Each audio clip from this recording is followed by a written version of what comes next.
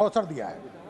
सभापति महोदय, 60 वर्ष बाद यह भारतीय गणतंत्र में तीसरा अवसर है जब मोदी जी ने लगातार तीसरी बार सरकार बनाई है। यह कोई साधारण बात नहीं है, बल्कि अभूतपूर्व है। कांग्रेस पार्टी के लोग 99 पाए हैं, अपने जीत की खुशी मना रहे हैं।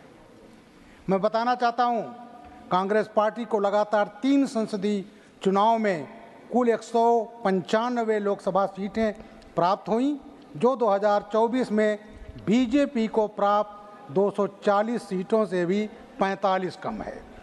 कांग्रेस पार्टी, समाजवादी पार्टी और इंडी गठबंधन के लोग पूरे देश में फर्जी नैरेटिव फैलाते रहे। सभापति महोदय, इन्होंने संविधान बदलने और आरक्षण छीनने का फर्जी नैरेटिव बनाया। मैं दलित हूँ, दलितों को गुमराह किया गया। और इसी तरह का एक फर्जी नैरेटिव सीएए का जब हुआ था शाहीन बाग में, तो फर्जी नैरेटिव पीएफआई ने रचा था।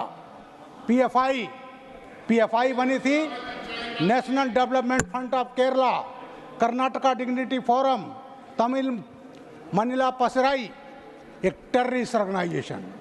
और उस ऑर्गेनाइजेशन में सीए में 75% नागरिकता दलितों को मिली थी। उपसभापति महोदय, जो पाकिस्तान, बांग्लादेश, अफगानिस्तान भाग के आए थे, और वहाँ पर दलितों को गुमराह करने के लिए बाबा साहब के फोटो, हाथ में संविधान और उनके तो और राष्ट्रीय झंडा। और कौन था संगठन? पीएफआई। मैं नरेंद्र मोदी जी को, अमित शाह जी को बधाई देता हूँ कि उस टेररिस्ट ऑर्गेनाइजेशन को बैन किया। और वही पीएफआई है, पटना में जब रेड किया एनआईए ने, तो वहाँ पर हम तो 2047 में भारत को पूर्ण विकसित बनाना चाहते हैं, और वहाँ 2047 तक भारत को गजवाए हिंद का रोड मैप मिला था महोदया, वो पीएफआई। तो ये जो फर्जी है, इन्होंने नैरेटिव रचा, तो ये नैरेटिव रचने के माहिर हैं।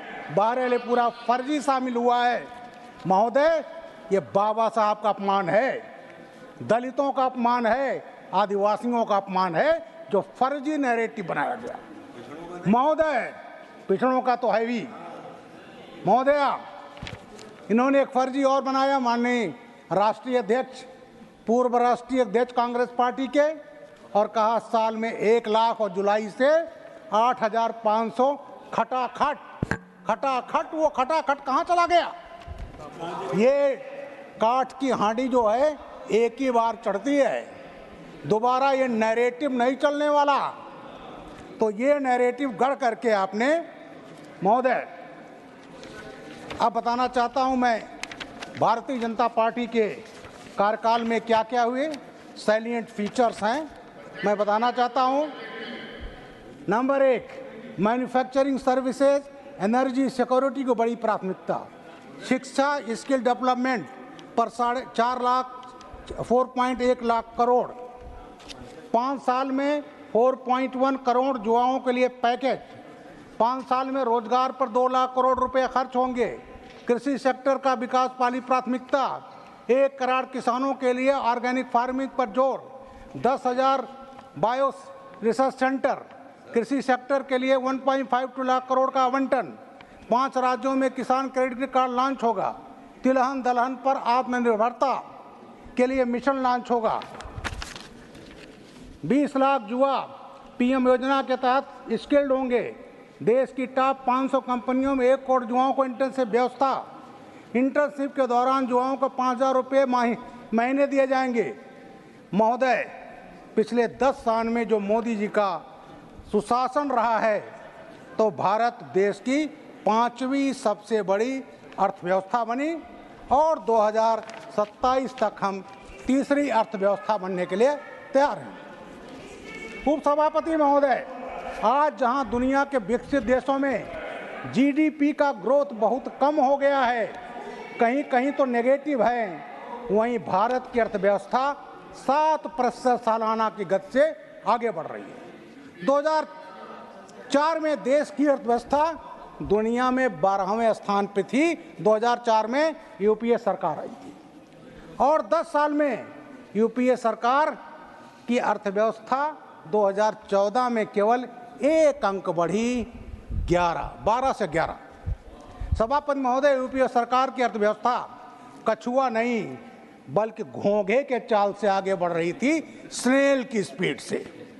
वहीं मोदी सरकार अब 10 साल में 11वें स्थान से ऊंचे बढ़ते हुए 5वें स्थान पर आ गई है। पिछले 10 सालों में भारतीय अर्थव्यवस्था हर सेक्टर में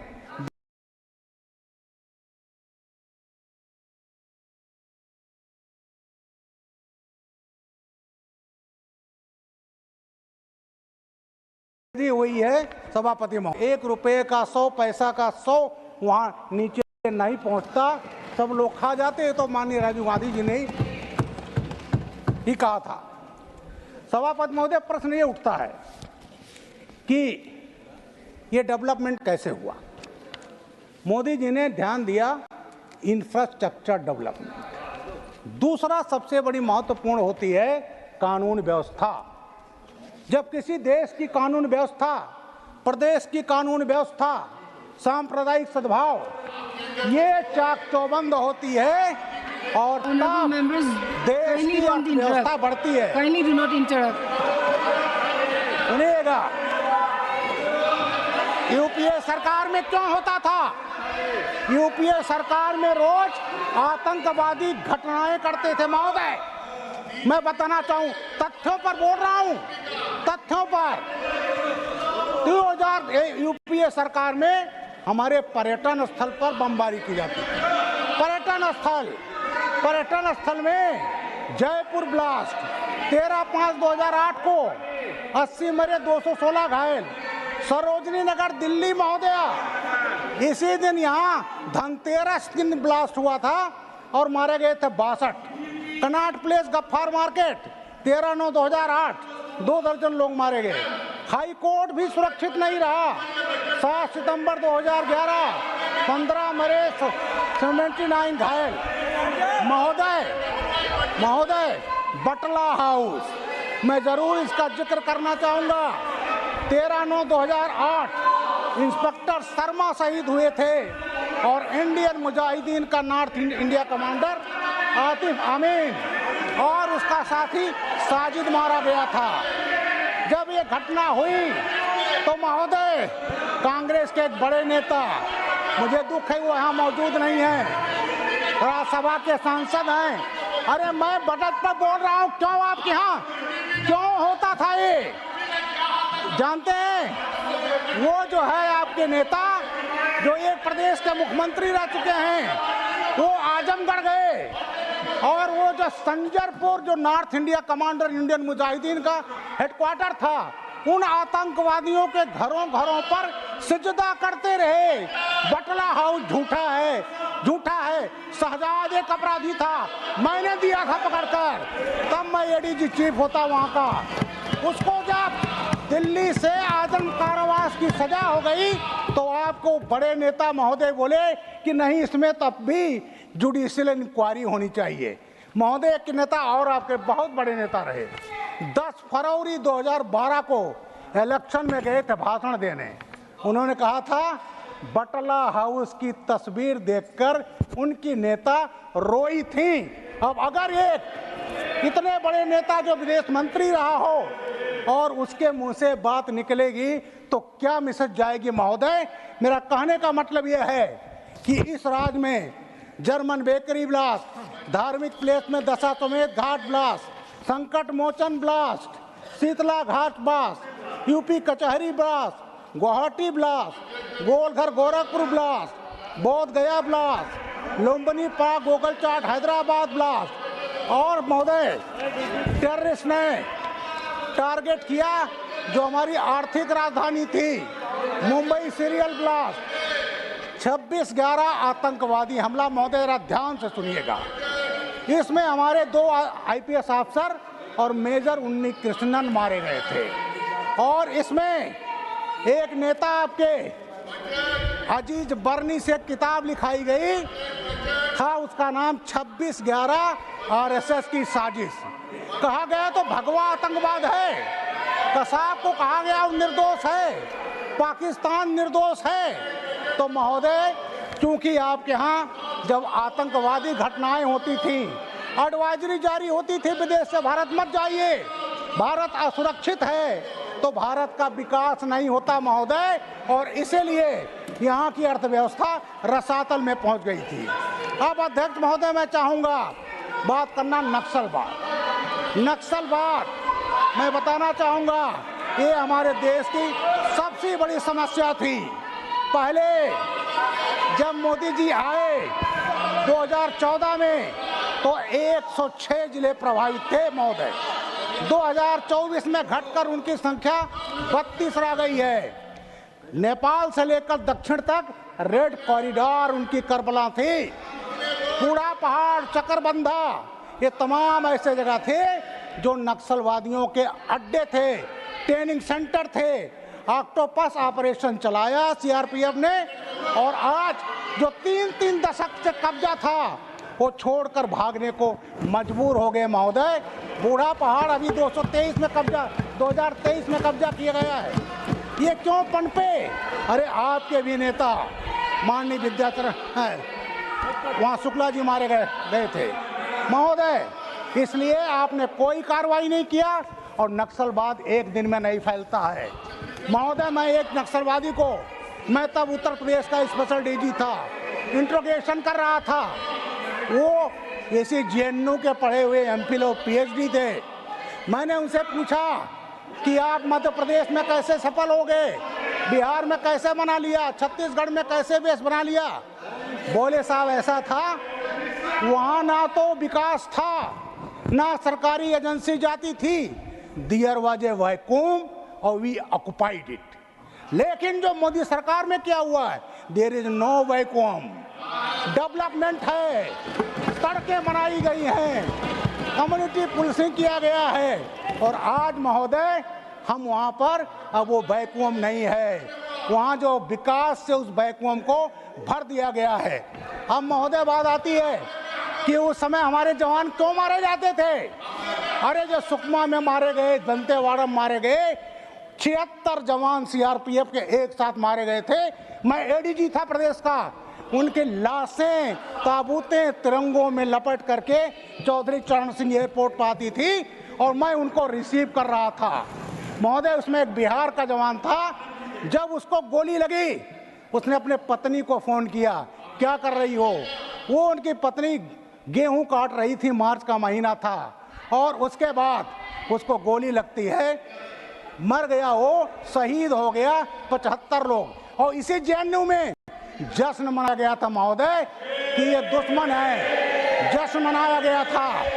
तो ये मैं बताऊं, उस समय हमारे पास इक्विपमेंट नहीं थे। जब मैंने आईपीएस ज्वाइन किया, 303 सेकंड वर्ल्ड वॉर की लड़ी हुई, जो प्रीमियर ट्रेनिंग सेंटर है नेशनल पुलिस अकेडमी हैदराबाद महोदय, वहाँ किया।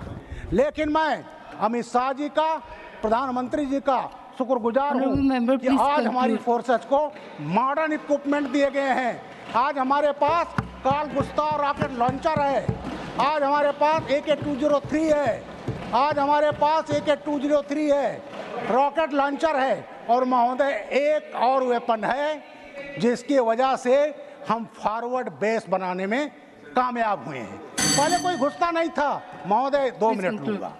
उसमें ये वेपन है WAP, field armoured personnel carrier महोदय। ये अभी 2023 में अमित शाह जी ने उपलब्ध कराया है।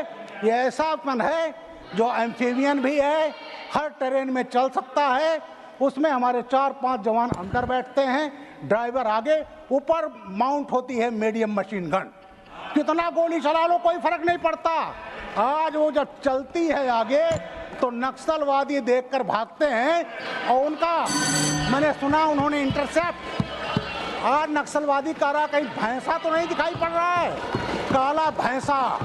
आज उसकी वजह से हम फॉरवर्ड बेसेज में घुस करके वहाँ हमारे बेसेज बन गए, वहाँ हमारे जमान पहुंच गए। Please और conclude. महोदय मुश्किल से साल भर का है। Please conclude. वो जो हमारा WMP है जिसको नक्सलवादी भैंसा कहता है, वो जब चलता है तो दूर देखकर Honorable भागते member, हैं। please conclude. मात्र देख याद करिएगा 1 से 1.5 साल का समय है, पूरा नक्सलवादी देश से Next खत्म होगा। speaker. तो आपके समय Honorable आतंकवाद member, बढ़ता था, Mahua Maji, नक्सलवाद 5 होता minutes. था।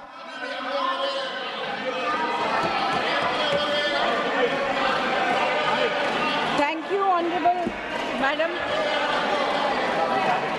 इस बार के बजट में माननीय फाइनेंस मिनिस्टर ने रेल पर एक शब्द भी नहीं बोला। आज सुबह एक और रेल दुर्घटना हुई।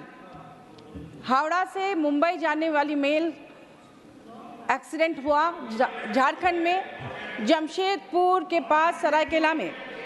18 डिब्बे पटरी से उतर गए, 18 डिब्बे पटरी से उतर गए, डिरेल हो गए, 2 लोगों की मौत हो गई, 20 लोग घायल है।